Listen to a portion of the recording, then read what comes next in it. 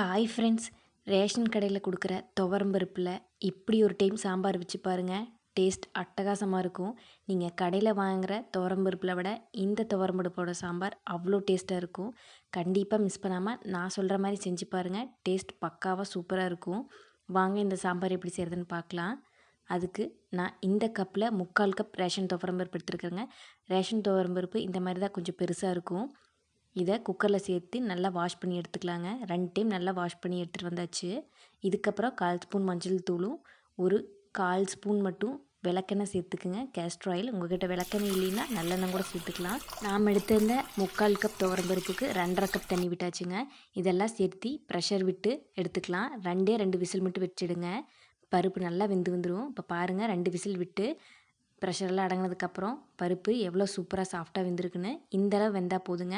அதிகமான விசில் விட்டுற வேண்டாம். இதை லைட்டாக இந்த மாதிரி கரண்டியால் மசிச்சு விடுங்க. இந்த தண்ணியில் ரசம் வைக்கும்போது அவ்வளோ டேஸ்ட்டாக சூப்பராக இருக்குங்க. நீங்கள் 1/2 கப் தண்ணி எக்ஸ்ட்ரா விட்டு அந்த தண்ணியில் ரசம் வச்சு பாருங்கள், அவ்வளோ சூப்பராக இருக்கும்.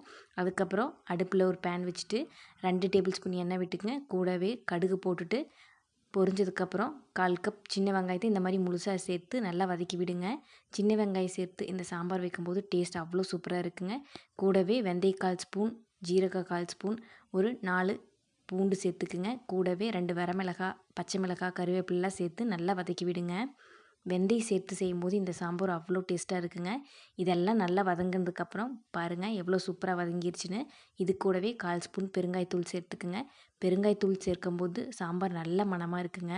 இதெல்லாம் சேர்த்து அடுப்பை லோ ஃப்ளேம்லேயே வச்சு நல்லா வதக்கி விடுங்க. அதுக்கப்புறம் 2 பெரிய தக்காளி பழத்தை இந்த மாதிரி நீல வாக்கில் கட் பண்ணிட்டு சேர்த்துருக்குறேங்க. இதையும் சேர்த்து நல்லா வதக்கி விடுங்க. கூடவே வதங்குறதுக்கு தகுந்த உப்பு சேர்த்துக்குங்க. அது கூடவே நான் ஒரு முருங்கைக்காயும் ஒரு கேரட்டை இந்த மாதிரி ரவுண்டாக கட் பண்ணிட்டு சேர்த்துருக்குறேன். நீங்கள் எந்த காய்கறி வேணால் சேர்த்துக்கலாம். அவரைக்காய், பீன்ஸ், இது மாதிரி எந்த காய்கறிகள் வேணால் சேர்த்துக்கலாம். நான் இன்றைக்கி முருங்கைக்காய், கேரட், கத்திரிக்காய் மட்டும் சேர்க்குறேன். இதெல்லாம் ஃபஸ்ட்டு 5 நிமிஷம் மூடி போட்டு நல்லா தண்ணி விடுற அளவுக்கு வதக்கி விடுங்க. தக்காளி இருக்கிற தண்ணியிலேயே இந்த காய்கறி கால்வாசி நல்லா வெந்துடும். அதுக்கப்புறம் 2 கத்திரிக்காய் இந்த மாதிரி கட் பண்ணி வச்சுருக்கிறேன், அதையும் சேர்த்துருங்க. ஃபஸ்ட்டே நீங்கள் முருங்கைக்காய், கேரட் சேர்க்கும்போது கத்திரிக்காய் சேர்த்திங்கன்னா கத்திரிக்காய் நல்லா குழஞ்சி வந்துடும். அப்புறம் சாம்பாரோட டேஸ்ட் நல்லா இருக்காதுங்க. இந்த டைமில் கத்திரிக்காய் சேருங்க. அதுக்கப்புறம் 2 டேபிள் ஸ்பூன் சாம்பார் தூளும் 2 டேபிள் ஸ்பூன் மிளகாய் தூள், 1/4 ஸ்பூன் மஞ்சள் தூள் சேர்த்து நல்லா வதக்கி விடுங்க. நம்ம எக்ஸ்ட்ரா எந்த மசாலா சேர்க்க தேவையில்லை. மிளகாய் தூள், சாம்பார் தூள், மஞ்சள் தூள் இது மட்டும்தாங்க. நீங்கள் வீட்டில் இருந்த சாம்பார் தூள், கடையில் வாங்கின சாம்பார் தூள் இது வேணால் சேர்க்கலாம். மிளகாய் தூள் உங்கள் காரத்துக்கு தகுந்த மாதிரி சேர்த்துக்குங்க. பாருங்கள், இதெல்லாம் நல்லா வதங்கிருச்சு. கூடவே சின்ன லெமன் சைஸ் புளியை இந்த மாதிரி தண்ணியாக கரைச்சி வச்சுருக்கிறேன், அதையும் சேர்த்துக்குங்க.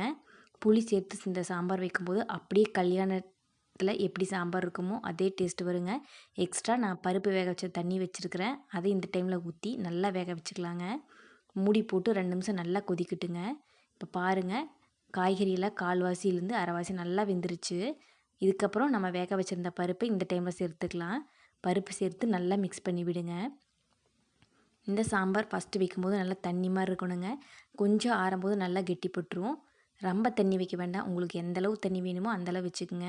கெட்டியாக இருந்தால் இந்த சாம்பார் நல்லா இருக்காது. கொஞ்சம் செமி கிரேவி மாதிரி தண்ணி மாதிரி இருந்தால் தான் சூப்பராக இருக்கும்.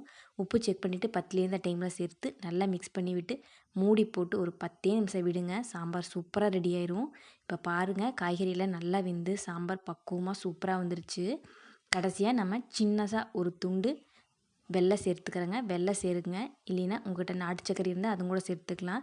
அவ்வளோதாங்க, நம்மளோட சாம்பார் சூப்பராக ரெடி ஆயிடுச்சு. கடைசியாக மல்லி இலை தூவி இறக்கிடலாம். ரேஷன் துவரம்பருப்பில் சூப்பரான சாம்பார். நீங்கள் இதில் ஒரு டைம் இந்த மாதிரி வச்சு பழகிட்டிங்கன்னா கடையில் துவரம்பருப்பு வாங்கவே மாட்டீங்க. ரேஷன் கொடுக்குற துவரம்பருப்பை வேஸ்ட் பண்ணாமல் இந்த மாதிரி ஒரே ஒரு டைம் செஞ்சு பாருங்கள். கண்டிப்பாக இதே மாதிரி தான் மறுபடியும் செய்வீங்க. சாம்பாரோட கன்சிஸ்டன்சி பாருங்கள், அவ்வளோ சூப்பராக இருக்குது.